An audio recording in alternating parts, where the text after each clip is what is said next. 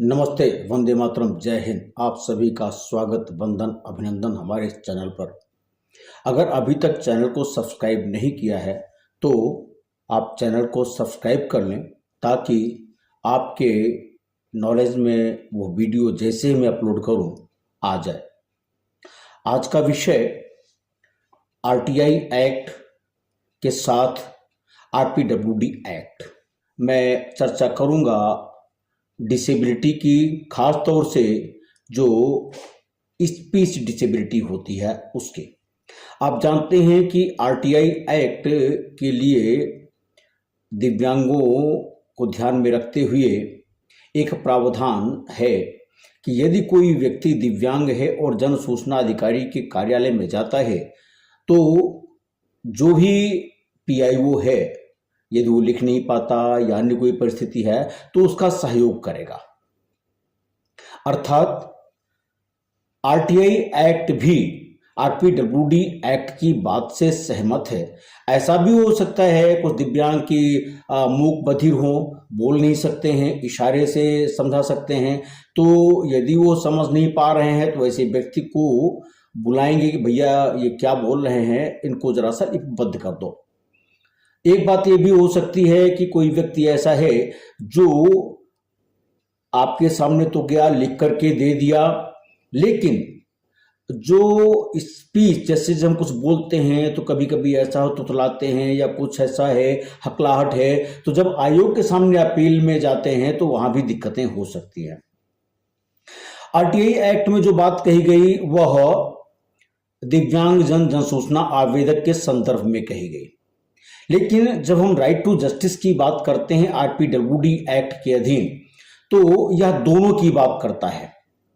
वह पीआईओ अर्थात जन सूचना अधिकारी अथवा जन सूचना आवेदक में भेद नहीं करता। एक उदाहरण लेता हूं। जन सूचना अधिकारी है, यदि वह इंटेलेक्चुअल डिसेबिलिटी से या किसी अन्य डिसेबिलिटी से ग्रसित है तो क्या वह जो जन सूचना अधिकारी है आयोग के समक्ष जब अपील की स्थिति आएगी, आरटीआई एक्ट कहती है कि या तो जन सूचना अधिकारी स्वयं जाएगा या उसी डिपार्टमेंट का कोई व्यक्ति जो पत्रावलियों के बारे में सारी जानकारी रखता हो, वन रैंक सीनियर ऑफिसर या जो भी हो, उसको अधिकृत करके भेजेगा।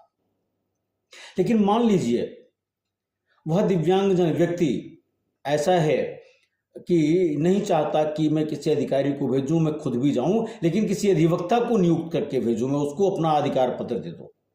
जहां तक बात राइट टू एक्सेस की बात आती है तो वहां पर दिव्यांगों को यह अधिकार है, लेकिन यहीं पर एक अधिकार यह भी है कि अगर दिव्यांगता के आधार पर कोई हम लाभ लेना चाहते हैं तो दिव्यांगता प्रमाण पत्र होना आवश्यक है।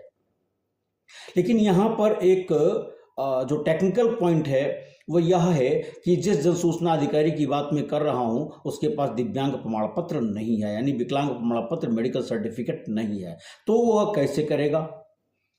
यहां पर आपका ध्यान में आरपीडब्ल्यूडी एक्ट की section 2 subsection R, section 2 subsection S, section 2 subsection T की ओर ले जाना चाहूंगा।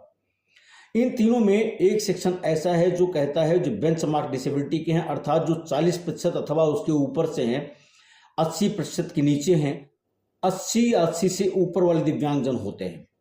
एक दूसरा वर्ग बहुत ज्यादा है हमारे भारत में जिसकी जनसंख्या, वह है सेक्शन 2S की, यानी ऐसे दिव्यांगजन जो 40% से नीचे हैं, यानी उनको दिव्यांगता प्रमाण पत्र कुछ जगहों पर नहीं दिया जाता है और उसमें जो 21 प्रकार की दिव्यांगता आरपीडब्ल्यूडी एक्ट में कही गई है उससे इतर को जोड़ते हुए कहा गया है।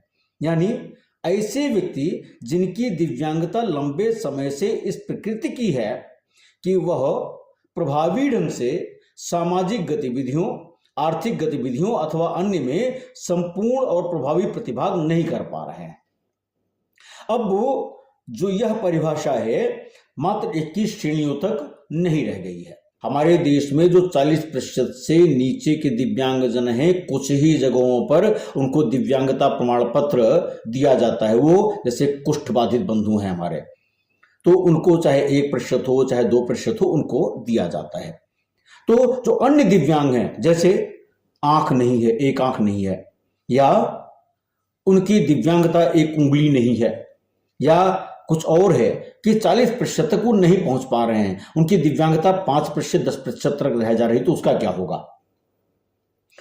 ऐसे दिव्यांग जो 40% से नीचे हैं, ठीक है, उनको चूंकि जो एक बात आई है कॉन्स्टिट्यूशन में भी है और एक्ट में भी आई है, चूंकि समवर्ती सूची का विषय है केंद्र और राज्य का, तो जो दिव्यांगजन 40% से नीचे हैं, subject to financial position of the state, उसके आधार पर योजना बनाते हैं।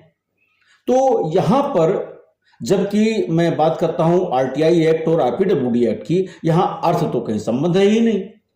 और अगर कोई ऐसा दिव्यांगजन व्यक्ति है जो सेक्शन 2S से आच्छादित है, अर्थात वह पूर्ण रूपेण दिव्यांग नहीं है और आयोग में वह दिव्यांगता प्रमाण पत्र प्रस्तुत करके अपने पक्ष में प्रतिनिधि या अधिकृत प्रतिनिधि को नियुक्त करने की बात नहीं कर सकता। लेकिन जब माननीय उच्चतम न्यायालय में, आपको याद हो मैंने वो केस डिस्कस करते हुए वीडियोस डाली है उस पर भी, कि एक व्यक्ति अपने बंधु थे, पार्किंसन के थे, और अनमोल भंडारी का भी केस है, उनमें हमेशा दिव्यांगता प्रमाण पत्र आवश्यक नहीं है। जैसे मान लीजिए कोई पार्किंसन का व्यक्ति है, 20% है, आपको याद होगा उसमें लिखने वाली बात आई थी, तो उनको लेखक भी दिया गया था, नोटिफिकेशन भी आया था सुप्रीम कोर्ट के इंटरवेंशन के बाद। ऐसे ही आयोग में अगर उपस्थित होना है और वह व्यक्ति जब एक्सप्रेशन करेगा, तो बोलने की जो उनकी शैली है या बोलने के लिए जो शब्दों का उच्चारण है, वह आयोग के समक्ष स्पष्ट रूप से नहीं हो पाएगा, अर्थ का अनर्थ हो सकता है। और ऐसा भी हो सकता है कि वह प्रभावी ढंग से, जिस ढंग से जैसे हिच होती है ना, और कुछ और बातें होती हैं, वह कम्युनिकेट नहीं कर सकता, अर्थात संप्रेषण का अभाव है। तो यह भी दिव्यांगता का एक प्रकार होता है, जो मैंने सेक्शन 2S की बात करी है उसकी लाइट में। तो यहां पर जो मैंने केस लाज बताए सेक्शन 2S की लाइट में, आयोग को उसको प्रतिनिधि के रूप में जिसको भी वो चाहता है, चाहे वो उसके डिपार्टमेंट का कोई अधिकारी हो या अथवा किसी अधिवक्ता को ही अपना प्रतिनिधि बनाना चाहता है, तो भी कर सकता है। मैंने आपको याद होगा एक वीडियो बना के दिया था कि आरटीआई एक्ट में अधिवक्ता भी उपस्थित हो सकते हैं और होते ही हैं। सीआईसी में आप देख लीजिए या बहुत सारी एसआईसीज हैं, वहां भी ढंग से व्यवस्था है। तो यहां पर हमें लगता है कि सरकारों को अपने जो ये राज्य सूचना आयोग हैं, उनके आयुक्तों को जो ऐसे दिव्यांगों के प्रति डिस्क्रिमिनेशन करते हैं, अर्थात 20 और सेक्शन 12 का उल्लंघन करते हैं, इन आरटीआई एक्ट के प्रावधानों और आरपीडब्ल्यूडी एक्ट के प्रावधानों को एक साथ देख करके पढ़ा जाए, तो आप देखेंगे कि कोई भी प्राधिकरण हो, वहां पर दिव्यांगजन को हमेशा अपनी दिव्यांगता प्रमाण पत्र प्रस्तुत करने की आवश्यकता नहीं है। कई जगह ऐसा होता है जहां पर कार्य बाधा इस ढंग से है, तो वहां पर भी उनको सपोर्ट देना पड़ेगा, जैसा कि आरपीडब्ल्यूडी एक्ट भी कहता है, सेक्शन 2S यही डिफाइन करती है। और माननीय उच्चतम न्यायालय अनमोल भंडारी वाला केस है, वो भी यही पुष्ट करता है। जन सूचना आवेदक हो अथवा जन सूचना अधिकारी हो, ये दोनों के लिए सिद्धांत लागू है और दोनों ही अपने ऐसे किसी प्रतिनिधि को नियुक्त कर सकते हैं। और यदि आयोग ऐसा करता है तो वह गलत करता है, और राज्य सरकार को संबंधित जो भी है, जिस भी प्रदेश की है, उनको चाहिए कि ऐसे आयुक्तों को या तो आप ट्रेन करें अथवा ऐसे आयुक्तों को आप उस सीट पर बैठने ही ना दें तो बेहतर है, जिनके अंदर संवेदनशीलता भी नहीं है, एक्ट का ज्ञान भी नहीं है। मैं नहीं कहता मैं बहुत ज्ञानी हूं, लेकिन सर्वज्ञानी कोई नहीं हो सकता है।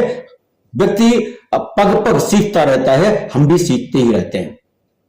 तो इसलिए मेरा निवेदन है कि इस वीडियो को जरूर ऐसे लोगों तक पहुंचाएं, चाहे वो प्रशासन में हो चाहे शासन में हो, और जनमानस में भी, ताकि ये वे सभी इस प्रावधान का लाभ ले सकें। और चाहे आरटीआई एक्ट हो अथवा जहां पर अधिवक्ता के रूप में जो लोग कहते हैं कि नहीं अपियर हो सकते प्रतिनिधि के रूप में, वहां भी इस तरह से अपियर हो सकते हैं।